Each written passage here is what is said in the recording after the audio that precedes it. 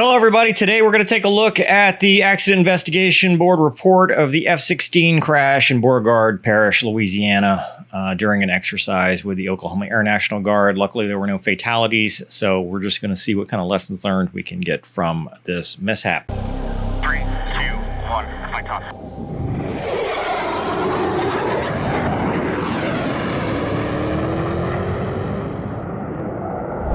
As always, this is the AIB report, so it's the board's findings. We're not going to throw any pilots under the bus or anything like that. All right, so on 23 March 2022 at 10:58 local time, which is Central Time, a Block 42 F-16 Charlie Mike from the Tulsa Air National Guard with duties at the 138th Fighter Wing Detachment 1 Ellington Joint Reserve Base, Houston, Texas. So if you don't know, the Tulsa Air National Guard has an alert det down in Houston, and they basically cover kind of the Southwest Gulf for Airspace Control Alert, ACA. And these guys were, when you do that, sometimes there's training involved as well to stay current and practice certain things. So the mishaps flight mission was to practice an aerospace control alert launch of two F-16s out of Ellington as part of the North American Aerospace Defense Command NORAD mission. The mishap pilot was number 2, so he's the wingman of the two-ship formation. Following an ACA launch, mishap flight conducted continuation training within their designated training airspace, the Warrior Military Operating Area, located in Beauregard Parish, Louisiana. If you're not familiar with that, it's around Alexandria area, Camp Beauregard. Mishap flight planned to practice intercepts and then do some air-to-air refueling. The first intercept exercise was uneventful, with the mishap flight lead acting as a training aid for the mishap pilot to practice an ACA intercept. So at first they practiced on each other, essentially, so to speak. And then they discovered a general aviation aircraft below the MOA flying at 1,700 feet mean sea level. So the general aviation aircraft civilian was flying underneath, because the MOA was probably 5,000 feet. I don't know what Warrior is, like 3,000 or 5,000 feet. I've been there. It's been a while. So he was just cruising along. Mishap flight lead directed the formation to intercept the general aviation aircraft with the training objective of accomplishing a low-slow visual identification intercept. During this unplanned and uncoordinated intercept, so by that they mean usually when they do some low-slow VID, it's a Cessna from the Civil Air Patrol. This was not. This was just somebody who had no idea what was about to happen. The mishap pilot failed to maintain positive aircraft control in a low airspeed state. Mishap pilot incorrectly assessed that the aircraft had departed control flight below uncontrolled ejection minimums, resulting in the mishap pilot ejection. So the AIB president found by preponderance of the evidence the cause of the mishap was his ejection from the aircraft following his incorrect assessment that the mishap aircraft had departed control flight. The MP inadvertently placed the digital backup unit switch to backup, resulting in an incorrect assessment that the aircraft had departed control flight and a misperceived inability to recover the mishap aircraft before initiating ejection. Also, by preponderance of the evidence, the board president found 2 substantially contributing factors. 1, lack of flight leadership, and the lack of flight discipline in the flight lead and mishap pilot's violation of various training rules, which we'll talk about. So that's the summary. If you watch nothing else, now you know. We'll go through it, summarize what we can. So like they said, they were performing low altitude, slow speed, low slow intercept against a general aviation aircraft. A low slow intercept is training accomplished below 5,000 feet above ground level, speed slower than 250 knots. That's the definition. Mishap pilot assessed the aircraft had departed control flight below ejection minimum, so you have controlled and uncontrolled ejection minimums. F-16, 6,000, 2,000. The T-38 was 15,000, so it depends. It's because basically, if you don't get out by that point and the jet is in a weird position, you may not survive. If it's controlled, you're just flying straight along, straight and level, 2,000 feet, you can get out and get a good shoot. The mishap pilot, call sign Shield 52, was wingman or junior alert pilot. I've never heard that one. I've only done alert a couple times. Planned mission objectives include standard ground ops, taxi, takeoff, and then training in the airspace. There was low, slow intercepts, Shield 5-1, so they had never planned on anything other than fighting each other. It was just a practice scramble, and then they would practice fighting each other to get the counter. They had done a 7-day alert tour. He accomplished an alert changeover brief. Began sit alert as a junior alert pilot scheduled for remainder of the week. Flight brief covered flight administration, known as the motherhood or admin in Navy speak, and all AFI 11214 training rules. That's the training rules. Pre-flight, standard, we get weather, notices to airmen, nothing significant. Summary of the accident. Everything was uneventful. They cleared to fly a 050 to the Warrior MOA. Tactical portion began involving low-slow intercept training, and then they refueled. Call sign Dixie. The first training event started at 10:43 with a mishap pilot and mishap flight lead splitting. They got a 30-mile set, and then they turned in for intercept. The visual intercept resulted in the mishap pilot verbalizing mishap flight lead's aircraft configuration, followed by a terminate call. So there's the map. You can see there as well. Following that, the mishap pilot, so the wingman, located a civilian general aviation aircraft underneath the MOA. So this civilian guy is doing nothing wrong. He's not, I mean, you can legally fly through a MOA. You can't fly through a restricted area, but he's not even flying through the MOA. He's just minding his own business at 1,700 feet. So mishap pilot picks him up on radar at 1,700 feet and lets the flight lead know. Mishap flight lead directs the formation to proceed with an unplanned low-slow VID, probably as a demo to show him what it'll look like. The intercept of the general aviation aircraft was not pre-briefed or pre-coordinated for this training mission. He did not contact the general aviation aircraft over the radio or coordinate the intercept with their air traffic control agency, Polk Control. Fort Polk Control is the controlling agency for Warrior MOA and was in contact with both the mishap flight lead and general aviation aircraft throughout the mishap. Oh, wow. Mishap had multiple radio calls with Polk Control for normal airspace coordination, so they were talking to him. They just never coordinated this part. All right, the general aviation aircraft was established hold for Beauregard Regional Airport, which required him to fly north for 4 miles and turn right back and fly back south for 4 miles, turn right and fly north again. So he was talking to Polk Control because he was practicing instruments. He was doing instrument training. The general aviation aircraft's north to south holding pattern complicated the intercept geometry for the flight lead by compressing the range between the flight lead and the mishap pilot. At 10:54, Polk Control gave their first radio call highlighting the proximity. So the fact that the controller doesn't know, he thinks there's a collision that's imminent. So he starts pimping them, hey, traffic at this point, which is what he should do. Based on attempting to maintain position behind the general aviation aircraft, the mishap pilot flight lead flew below required minimum airspeed for approximately 90 seconds. He did not recognize this. Does it say? Yeah, 166 knots. So he got slow. And now his wingman's back there trying to hang on as well. But there's no definitive data for his airspeeds at this time, but the seat data recorder recorded 2 instances of the mishap aircraft flying below the minimum airspeed requirements for training. So they had busted the training rules at this point. Mishap flight lead read the first 5 of the 6 digit of the general aviation aircraft's tail number over the interflight radio to the MP. So he's in a position, the guy's back here, and in kind of a cover position, and he's reading the tail number, practicing the intercept. Unable to get the remaining identifier of the tail number, the mishap flight lead then initiated a climbing turn above the general aviation aircraft to the northeast to proceed to the mishap flight's planned air-to-air refueling. So he's like, all right, enough. Let's go refuel. As the mishap flight lead flew north in a right turn, the mishap pilot continued his intercept to read the last digits. So he did not give up. Even though the flight lead had said, yeah, let's go tank, the mishap pilot still continued to close in on the general aviation aircraft. It was heading north to maintain its holding position. Again, GA guy doesn't have any ID. Might have gotten a traffic point out from Polk, but that's it. Doesn't know what's going on. He followed the GA aircraft to the right turn, reading the final digit at 10:57. Upon the mishap pilot verbalizing the final digit, the mishap flight lead terminated the exercise at 10:57. His SDR, which is the seat data recorder, shows a stall warning indication occurred at 10:57. So that's the horn, the low-speed warning horn, because there's no real stall indication in an F-16. He was flying below the minimum airspeed.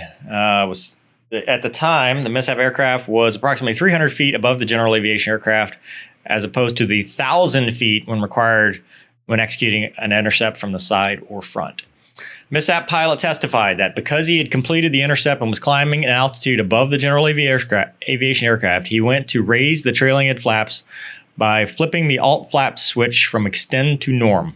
The alt flaps extend switch is used to manually lower the trailing edge flaps in the F-16 to improve the low speed handling characteristics by increasing lift and allowing a higher power setting. However, the SDR reveals that he did not alter the alt flap switch, but selected the digital backup unit switch instead. So all these switches are back here on the aft control panel. So, he's trying to look, fly formation, keep sight of his flight lead. He's doing a lot of stuff, and he's looking down here. Grabs the wrong switch. Instead of the alt flaps, he grabs the digital backup unit, which changes the flight control characteristics, which computer it's using. Upon transition to the digital backup unit, the flight control laws default to their false, not active state, irrespective of actual airspeed. So when it's in the backup, it doesn't use all the inputs. It's basically saying, hey, it's unreliable. I'm just going to use these default states and assume what's going on. It's an emergency. It's a backup. It's not made for flying in high performance situations. Thus, with the selection of DBU, the trailing edge flaps automatically began retracting, irrespective of the actual position of the alt flap switch. This retraction created a momentary loss of lift because, hey, he's slow. He'd had them out for a reason. Now they're retracting on their own because they don't care what the airspeed is. They're just doing their own thing. In this critical phase of flight, the rapid and sudden but expected and normal movement of the trailing edge, and by expected normal, they're basically saying the jet did what it was supposed to do. It wasn't expected by the pilot. It caused the aircraft to shudder. This shudder, unanticipated by the MP, was normal, indicative of a correctly operating flight control system responding to the selection of DBU. So he didn't anticipate it, but the jet did what it was supposed to. 4 seconds after that, he initiated a successful ejection at approximately 2,396 feet MSO with no significant injuries. So at this point, he thinks jet's departing controlled flight. I'm at 2,000 feet, below the 6,000 foot. I'm out. See you later. Get back to the taxpayers. Impacted the ground at 10:57, sparsely wooded area, low speed, low energy. So he was slow. Everything worked in the seat, thank God. Because we've had that. We've talked about that. He was at 111 knots at 2,396 feet when he initiated the ejection. So as soon as he completed his intercept, he was looking for the tanker, and then he testified that he made a bailout call prior to ejecting. However, the mishap flight lead never heard it, or anybody. So they didn't know initially what had happened. So then they heard the emergency locator transmitter, that he had an ELT out here and saw a fiery hole in the field. So he still doesn't know. Mishap pilot landed in a tree, disconnected his gear, retrieved his cell phone. His first action was to use his cell phone to call squadron ops at Ellington. No point in recovery to the MP utilized his survival radio or any of his survival equipment. It was left suspended in the trees. The MP notified the SOF, supervisor of flying, and then called PO control related to the flight lead. And then PO control told the flight lead, hey, your wingman jumped out. You might want to go look at him. And then they sent out the 1st Battalion, 5th Aviation Regiment C Company Black Hawk that was already in the area preparing for a 9-line. So they said, hey, guess what? We got real world tasking for you. They sent him directions, grid formats, and eventually they were able to find the parachute. They hoisted down and made contact. No kidding. And then determined there were no broken bones. They were then hoisted in a helicopter and sent to the community hospital at Fort Polk. So maintenance, all good. Nothing really significant to report. Unscheduled maintenance, external fuel tanks not transferring, nothing really relevant here. Weather, ceiling and visibility, unlimited. Crew qualifications. At the time, he was current qualified F-16. He was an instructor pilot and met the required continuity training. He did that in Tulsa. But based on the 30 aircrew ready aircrew program, he was on probation, which is not a big deal. He didn't get the 4. So when you miss RAP, ready aircrew program, you've got a 90-day look back, essentially. You got 30, 60, 90. And as long as you make it, you won't go in regression or anything like that. But he just had failed to meet it. As long as it says they can remain qualified for up to 90 days. 90 days. So they had plenty of currency. He'd flown 7 hours in 30 days, 20 hours, and this is a guard unit. So I don't know if it says if he was a part-timer or a full-timer. I may have missed that. He was in good health, nothing limited. no pathology. He had proper crew rest, operations and supervision, nothing really to note. Human factors, this is where it's going to be human factors. So there was no recorded mechanical, electrical, hydraulical, or flickus faults for the mishap aircraft or flight. The three things are failure to identify correct, risky, or unsafe procedures, committed routine violations, executed the wrong choice of action during an operation. So the risky behavior was numerous witnesses demonstrated a lack of common understanding as to whether performing a low-slow VID intercept against non-participating and uncoordinated aircraft is a permitted practice. Whether military civilian aircraft 11214 states that low-slow VID airstrafts for training should occur between aircraft that are non-maneuvering or maneuvering within coordinated parameters. Because there was no coordination, there's no way to know if they were maneuvering or non-maneuvering. They failed to identify a correct and unsafe practice by continuing to do this against somebody who had no idea. Contributing factor number 2, widespread routine violation. When a policy violation is systemic for the whole unit. So habitual violation is a single violation. A small group of individuals within the unit can constitute a continued or routine widespread violation.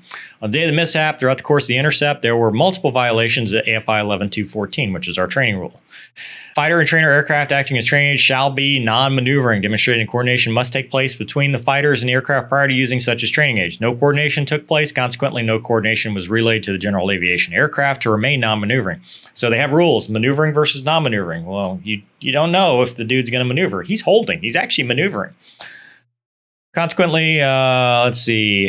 As a result, the GA aircraft conducting an instrument holding pattern at Beauregard Regional Airport resulted in multiple unpredictable turns, increased the level of difficulty for the mishap flight. According to the 11214, also maintain 1,000 foot vertical separation throughout the VID when directed to conduct an intercept from the side or front, beam or front conversion. Due to the maneuvers, however, the geometry was constantly changing. He's maneuvering, so where they thought they were as he's turning, okay, he's not there anymore. So now it's a stern conversion or a beam conversion. Immediately prior to the mishap aircraft was within 300 feet. And then it says the minimum airspeed when you're below 5,000 feet. As extended period elapsed, he's flying slower than the minimum airspeed. And then he was even slower than that twice. So there you go. Last one's the wrong choice. SDR shows that 4 seconds prior to the ejection, he selected the DBU. Completion of the intercept of the GA aircraft, he climbed in altitude away from the GA aircraft in order to rejoin with the mishap flight lead, but he basically got the wrong thing, and he moved the wrong switch. So wrong thing, wrong operation. In order to validate, they went and did 25 sim flights, confirmed the injury reports that a high departure resistance existed, meaning the mishap aircraft was still in a flyable state prior to ejection. Additionally, the simulations demonstrated that when the DBU was selected under the replicated conditions, there was a noticeable shudder and movement of the aircraft indicative of flight controls doing what they're supposed to. In addition to validating the aircraft's response to the selection of DBU, the simulations explored numerous aircraft conditions to confidently validate that the aircraft was not out of control and could have been recovered by the MP, and included selection of less than full throttle power, prolonged flight below minimum airspeed, increasing amount of turns, DBU switched all flaps and extend, sustained max effort climb. It was determined that eliminating any one of these factors present at the time to increase airspeed, reducing turn angle, would have prevented the mishap. So if he'd have done any of the flying things that they mentioned, the jet would have been flyable. Here are the governing regulations. Known or suspected deviations, the 11214. We talked about that, the 500 foot separation, and then 1,000 feet vertical separation. Didn't do that. Statement of opinion, this is where probably they're going to let him have it. Find by preponderance of the evidence the cause of mishap was a human factor of wrong choice of the action during an operation. In addition, while attempting to select all flaps, he set DBU. We've talked about that. And he didn't follow the training rules. You know, we talked about that in Top Gun Maverick. Training rules are not there, you know, they're for training. You know, they're not there for combat. They're to keep the aircraft usable for the next training cycle. Clear and convincing evidence suggests he improperly attempted to maintain positive control of the aircraft during a low-speed state while completing a low-slow VID. During this intercept, they had multiple unrecognized, uncorrected 11214 training rule violations. After verbalizing it, he went to the DBU backup instead of the all flaps. Upon its transition to DBU, it did what it was supposed to do. Cause of the mishap was the MP's failure to effectively maintain positive control of the mishap aircraft through slow speed, low altitude environment. Selection DBU switch to backup and lack of proficiency handling characteristics of the F-16 resulted in incorrect assessment. So he incorrectly assessed that he was out of control. Substantially contributing, they failed to identify correct, risky, or unsafe practices, so they shouldn't have done that in the first place.